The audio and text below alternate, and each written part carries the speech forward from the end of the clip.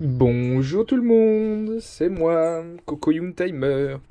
Donc aujourd'hui, on se retrouve pour le remontage du petit AV7 que tu vois juste ici, avec son petit Gartner, sa petite fixation de pot d'échappement, et de chez VSX, donc les nouveaux roulements SPI que tu vois juste ici, avec son petit écrou direct côté volant magnétique, côté allumage, tu vois, un truc sipant.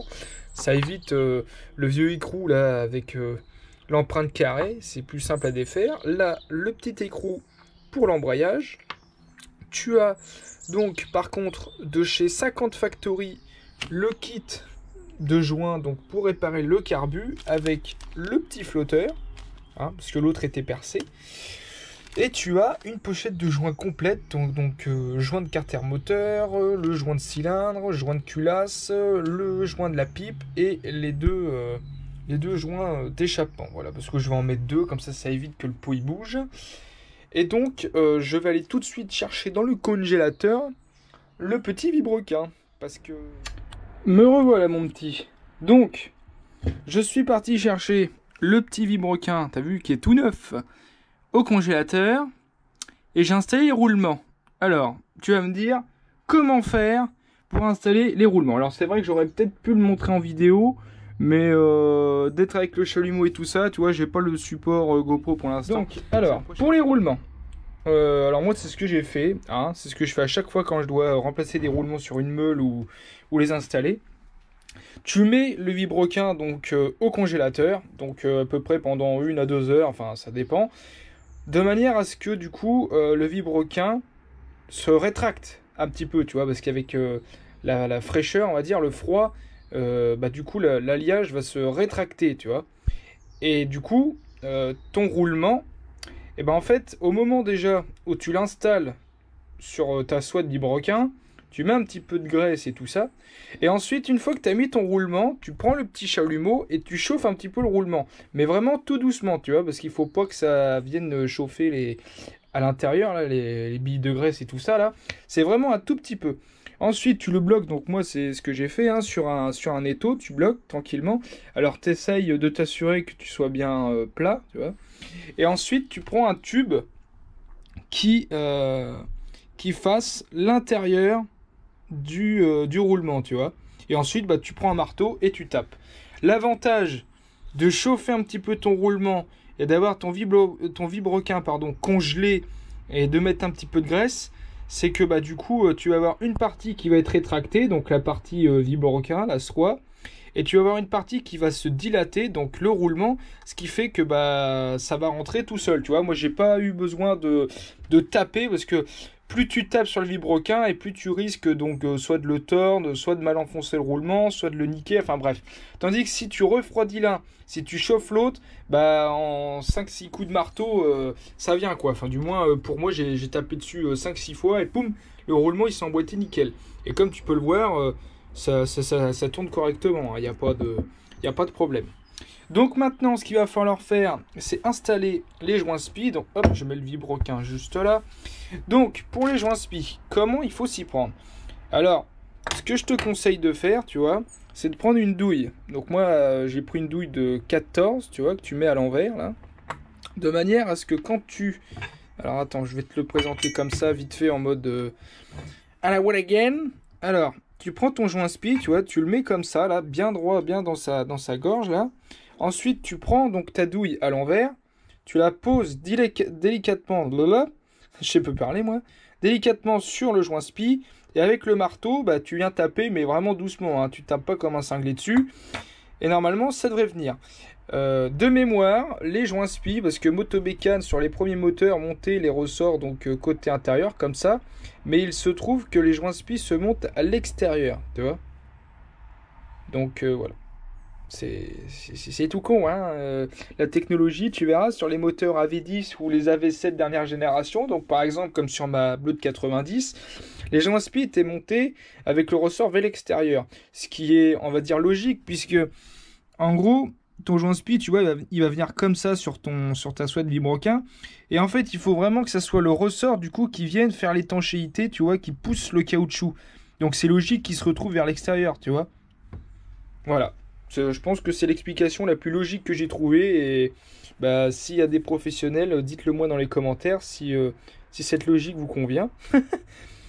Et en tout cas, bah écoutez, je vais installer tranquillement les jouets SPI avec le vibroquin évidemment, comme ça tout sera fixé. Ensuite, je pourrai passer au cylindre et à la platine d'allumage, parce que du coup, il va falloir que je recale l'allumage et tout ça. Mais je vais vous expliquer plus en détail, parce que là, bon, là, c'est pas évident, de tenir la GoPro comme ça, d'une main chauffer au chalumeau et de l'autre main foutre le vibroquin. Donc, je te reprends juste après, une fois que j'ai emboîté tout ça. Clac. Donc voilà, alors je vais essayer de te le rapprocher. Voilà, les joints SPI sont montés, tu vois. Donc ce que je te conseille aussi de faire, c'est de mettre un petit peu de graisse, tu vois. Tu fous ça à la place des joints SPI. Et ensuite, bah, en tapotant tranquillement avec une douille. Alors, comme je t'ai expliqué, le truc, c'est que faut vraiment y aller par simonie, tranquillement, hein, faut pas taper comme un bourrin. Bon, moi, tu vois, ça a été un petit peu plus chiant sur ce carter, parce que comme un con, j'ai pas pensé à enlever les vis pour maintenir le stator d'allumage, mais bon, c'est pas grave, j'ai réussi quand même. Le tout, c'est vraiment d'y aller par simonie, parce que les joints SPI, une fois que tu tapes comme un bourrin et que ça commence à se tordre et tout, ou alors que si tu prends pas le bon diamètre de douille, hein, chose qui m'est déjà arrivée avant, quand je savais pas cette technique, bah en fait, t'arraches tout ça. Et d'autant plus que quand, du coup, tu mets ton joint SPI avec le ressort vers l'intérieur, bah même quand tu tapes avec ça, et bah bon courage pour, tu vois, tenir tout ça. Tandis qu'ici, regarde, le ressort, il est à l'extérieur, tranquillement. Tu poses ta douille, juste là, poum, tu tapotes un petit peu, et ça rentre tout seul. Sauf que si le ressort est de l'autre côté, bah à mon avis, il y a de grandes chances que tu tapes sur le ressort ou que ça se décale, enfin bref, que ça fasse de la merde. Et je te garantis qu'après, quand tu as acheté une paire de joints SPI, parce qu'en plus avec les roulements, bah c'est con quand même de les changer alors que le moteur, tu es censé le remettre à neuf, tu vois. Donc là, ce que je vais faire, c'est que pareil, je vais mettre un petit peu de graisse ici, tu vois. Je vais mettre un petit peu de graisse là. Enfin, plutôt par là, là. Et en fait, ce qui va se passer, c'est que en mettant de la graisse ici au niveau des portées de roulement, bah, ce que je vais faire, c'est que je vais chauffer donc le carter à fond. Donc la petite technique, bon c'est un peu dégueulasse, mais soit tu bats ou alors tu mets un petit peu d'eau, tu vois, avec une petite bouteille, pouf. Et en fait, dès que l'eau commence à s'évaporer ici, là, hop, c'est bon, tu peux commencer à emboîter. C'est pour ça que si tu as mis ton vibroquin au congèle avant, eh ben c'est nickel, ça va rentrer tout seul. Voilà. Donc je te reprends juste après, parce que bon, c'est pas évident. Donc je te reprends juste après une fois que j'ai tout emboîté. Et ensuite on pourra passer donc au remontage du cylindre et de la partie allumage. Me revoilà, donc j'ai monté le cylindre, comme tu peux le voir ici, avec les boulons de carter, le support d'échappement. Alors tu fais pas gaffe, hein, j'ai monté l'écrou d'embrayage, mais c'est normal, c'est pour faire remonter le piston. Pour monter le cylindre, c'était plus facile. Donc j'ai appliqué de la pâte à joint sur la pipe d'admission, sur le joint d'en base que tu vois juste en dessous, et je vais aussi en appliquer, d'ailleurs il faut que je nettoie cette huile, sur le joint de culasse, donc alu. Et ensuite on pourra remonter la culasse, remonter le carburateur avec les joints, les deux petits joints cuivre au niveau de l'échappement. Donc merci Arnaud de m'avoir prêté ta magnifique pâte à joint, j'espère qu'elle fera le taf. Bon, normalement, ça ne devrait pas poser de problème. J'ai fait comme tu m'as dit. Donc, une fois que le kit cylindre culasse sera monté, enfin du moins que la culasse sera en place, je passerai donc à l'embrayage et ensuite à la platine d'allumage. Voilà. Donc, j'hésiterai pas non plus à lui faire un petit coup de propre à cette platine parce qu'elle est un peu dégueulasse. Le volant, je vais essayer de lui mettre un petit peu de pâte à poulir pour le refaire briller. Et puis ma foi, on sera pas mal. Je pourrais fixer l'échappement et ensuite le carburateur avec ses joints neufs. Et on pourra démarrer la bestiole. Donc je vous reprends juste après. Les amis mobbers. Donc j'ai remonté finalement l'embrayage en premier afin de pouvoir régler l'avance à l'allumage plus facilement. Donc les circlips et les rondelles ont été replacés. Donc n'oubliez pas quand vous démontez votre embrayage de bien faire une photo avant.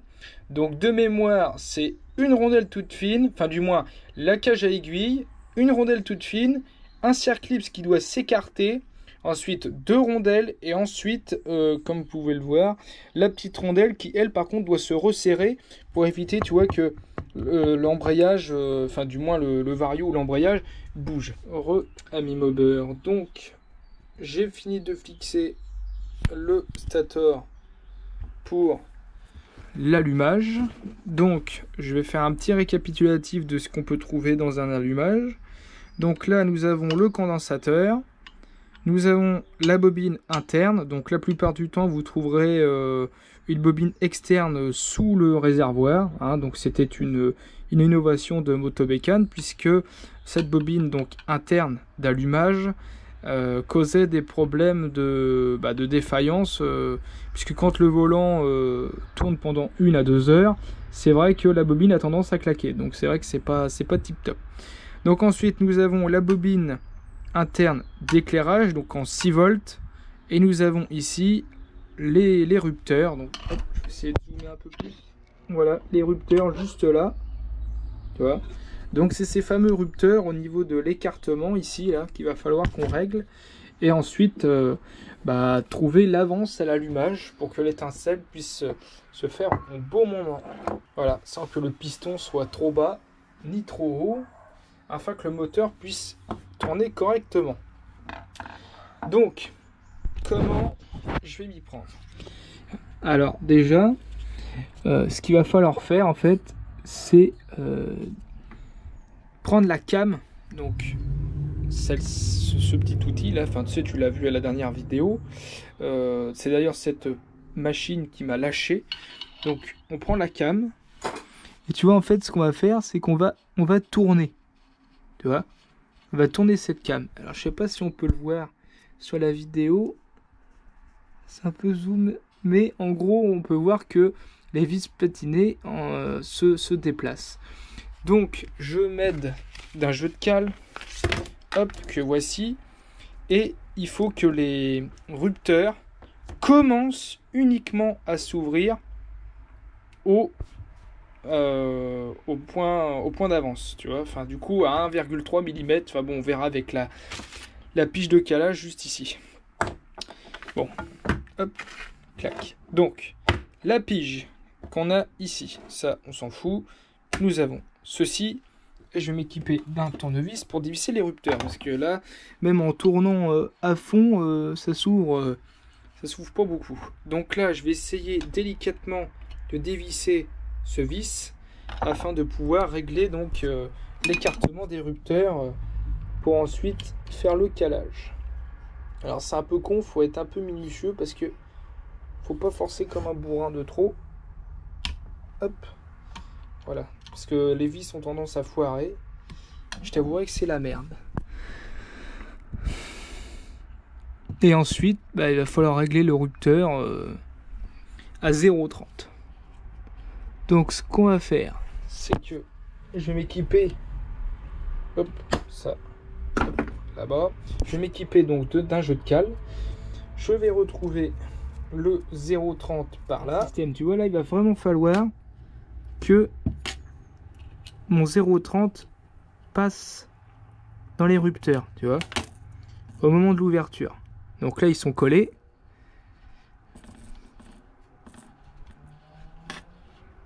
Hop, là ils sont ouverts. Parce que là, quand je commence à ouvrir, on n'est pas à 0,30, on a un peu moins.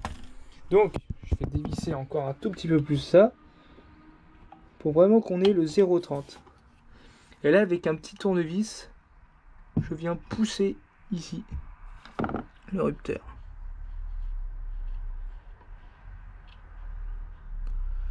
Jusqu'à ce que quand j'ouvre le rupteur, quand je commence à l'ouvrir, il y ait 0,30. Hop. Mais avant de faire tout ça, il va falloir régler l'avance. Comment on fait le réglage de l'avance? Alors tu vois, tu as une pige de calage, ça s'appelle, enfin c'est une pige, avec une petite tige ici. Donc ça se met au niveau du puits de bougie. Hop. Clac. Alors, sur certains moteurs AV7 ou AV10, vous pouvez directement faire l'avance moteur posé. Mais là, comme c'est un moteur avec des fixations, enfin un moteur fixe si tu veux, là j'aurais pas la place. Donc je le fais directement ici. Donc, le fonctionnement de la pige. Alors, tu vois, ici tu as... Hop, je vais essayer de te mettre à la lumière. Tu as ici des graduations. Tu vois, c'est gradué ici, là, de 0 jusqu'à 9. Bon. Et ben en fait, pour que tu aies 1 mm d'avance, il faut faire un tour complet. Donc je recommence. Si par exemple je vais faire 1,3 mm d'avance, donc l'avance que je vais faire pour le moteur, il faut que je fasse un tour complet. Clac.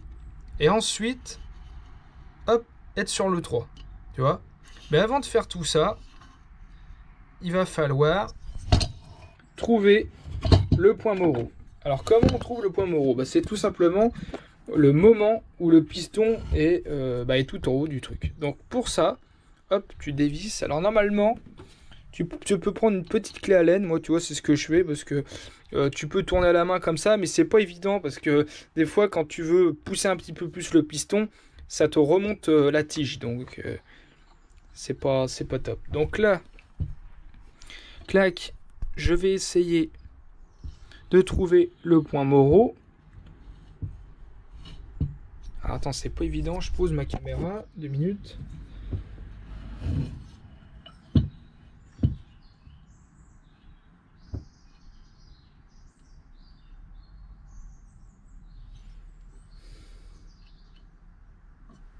Hop, donc là, moi, je l'ai trouvé.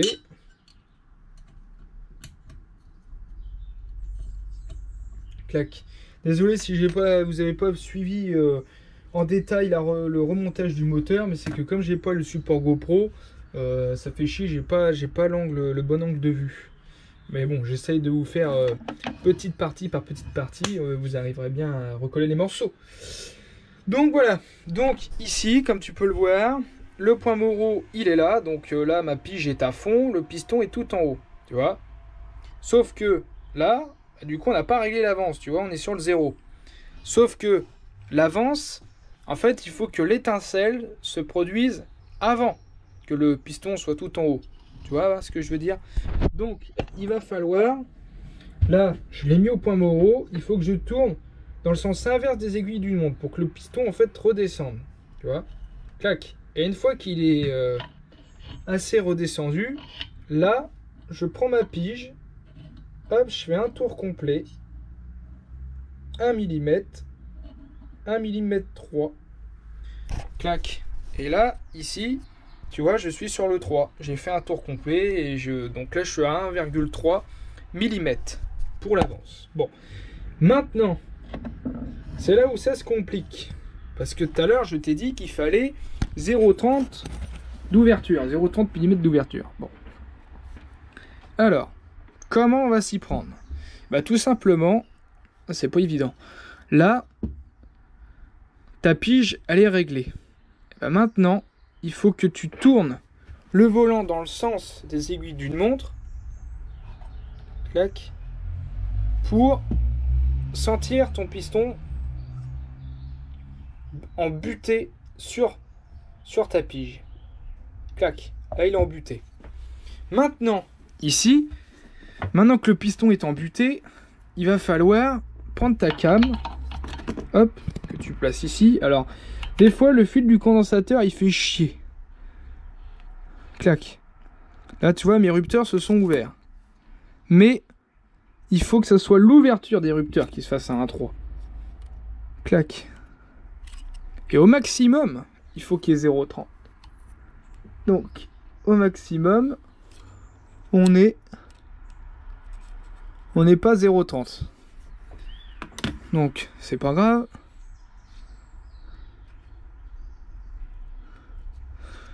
Clac, je vais prendre le tournevis et je vais venir un tout petit peu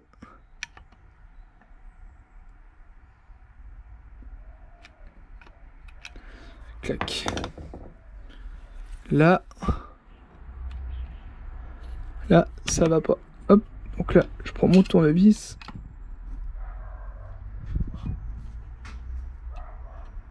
Clac.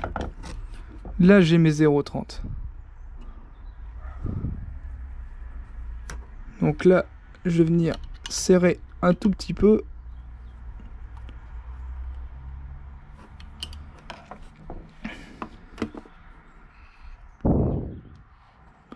Clac. Ce qui fait que là, mes rupteurs à pleine ouverture sont à 0,30 mm. Donc, le bon réglage. Enfin, du moins, c'est ce qui est préconisé.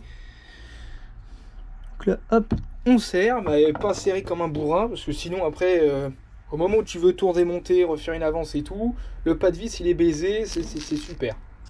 Donc là, tu vois que ma cam, bah, elle est libre, tu vois.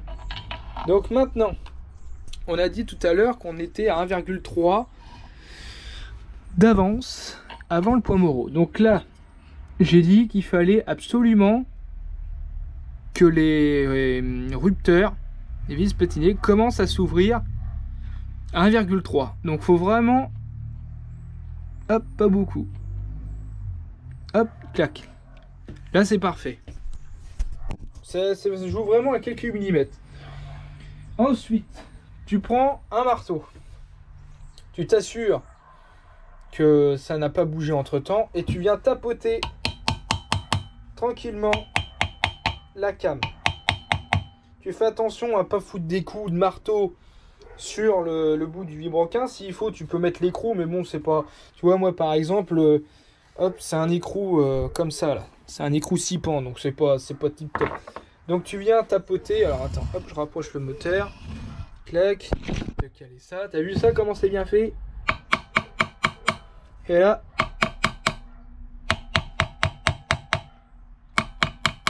Tu viens tapoter. Et là, la cam, hop, elle est fixée. Voilà. Tu peux tirer dessus comme un veau. Elle ne vient plus. Donc, une fois que ça c'est fait, nous avons notre avance. Donc maintenant, hop, tu peux dévisser tranquillement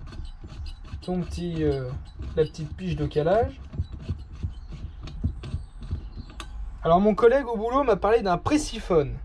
Alors, qu'est-ce que c'est que le pressiphone? Alors, je ne l'ai pas avec moi, hein, parce que comme j'ai pas de voiture, évidemment, je ne veux pas pouvoir me le transporter, puis je ne peux pas me permettre de récupérer du matos comme ça au boulot si les collègues en ont besoin. Bref. Donc, le pressiphone, qu'est-ce que c'est? C'est un petit appareil, donc phone, donc qui produit un son, évidemment, et c'est beaucoup plus précis que la pige. C'est-à-dire que, en fait, tu branches ton pressiphone au rupteur et à la masse. Tu vois ce que je veux dire? Et en fait, ça va simuler le contact des vis patinées, tu vois. Et donc, pour forcément trouver ton avance, en fait, tu vas pouvoir trouver l'avance grâce au son, en fait. Tu vois. Donc, c'est vraiment beaucoup plus précis que la pige. Parce que bon, moi, tu vois, regarde, ma pige, elle est neuve, tu vois. Je l'ai pas beaucoup utilisée. Mais bon, selon la pige et puis la qualité, c'est pas toujours précis. Puis même, ça arrive que, tu sais, en tapotant ou en bougeant, justement, en voulant trouver l'avance, tu sais, comme je t'ai dit tout à l'heure, si tu ne serres pas bien la pige, ça peut bouger, bref. Donc, tu vois, c'est pas trop précis non plus, hein. Et bien donc, tu peux utiliser le pressiphone. Voilà, ça s'appelle comme ça. Moi aussi, quand il m'a expliqué ça, j'ai dit, c'est quoi le pressiphone? Mais non, c'est bien... C'est très utile. C'est plus précis. C'est comme, par exemple, allez, je vais te faire un petit peu de méca auto, même si j'y connais rien.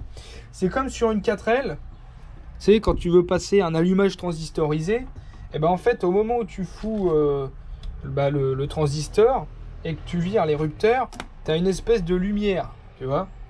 Et en fait, c'est comme pour ce principe-là, c'est-à-dire que sur la 4L, en fonction de la lumière, qui est allumé ou pas, tu vas pouvoir savoir si tu es à la bonne avance. Et là, le pressiphone, c'est le même principe, sauf que du coup, tu produis un son. Voilà. C'était les tutos de Cocomob, voilà, ou plutôt Coco Young Timer, parce que du coup, j'ai changé de nom. Donc maintenant, ce qu'il va falloir faire, c'est positionner ce petit volant. Alors, tu peux pas te tromper, hein. Tu as des empreintes juste là. Alors, par contre, faites attention. Par exemple, si vous avez des vieilles cames d'allumage qui sont pas fissurées, parce que il arrive parfois, ça m'est déjà arrivé, que tu vois là, tu as deux petits tétons pour le volant, et ben en fait, viennent bouffer les deux trous ici, là, tu vois. C'est rare, hein, mais ça arrive que tu vois, par exemple, là, c'est vachement sur le côté, là. Et ben ça arrive que ça se pète. Et quand ça se pète, et ben tu peux pédaler un moment, tu te dis putain, je comprends pas, la mob elle démarre pas. Ouais. Oui, ben j'ai trouvé. Et là après, t'es bon pour changer la cam. Voilà. Et si tu tombes sur une chance de cocu comme moi, la cam va être, comment dire, foirée au niveau du pas de vis. Et alors là, bon courage. Donc, inutile de rappeler que ici, pour visser le volant, c'est un pas inversé. Donc, en gros, tu desserres pour serrer. Hop. Alors moi, ce que je te conseille de faire, c'est de mettre... parce que moi, tu vois, l'écrou, il est neuf. Donc, comme c'est de la Made in China, je te conseille de mettre un petit peu de graisse. Voilà. Alors, il est où? Donc, inutile de préciser que pour ce genre de truc, aide-toi d'un bloc piston. Ou alors, si tu n'as pas de bloc piston, écoute bien, ça c'est la technique des anciens. Tu prends de la corde et tu la mets dans le puits de bougie, ça fait comme un bloc piston. Voilà. Et en plus, ça casse pas, parce que bon, le bloc piston, moi tu vois, j'ai un bout en caoutchouc, je te montrerai tout à l'heure. J'ai un bout en caoutchouc, donc c'est sûr que ça aide. Ça évite que ça défonce le piston, surtout que c'est pas le but, hein. Hop, clac, voilà. On sert pas non plus comme un pain. Et après, une fois que le pas de vis est baisé du bim requin, là t'es reparti à tout changer. Donc voilà, je t'ai montré comment caler l'allumage, enfin du moins avec une pige de calage. Donc maintenant, je vais pouvoir fixer le pot d'échappement et je vais pouvoir remonter le moteur. Donc je te dis à tout à l'heure.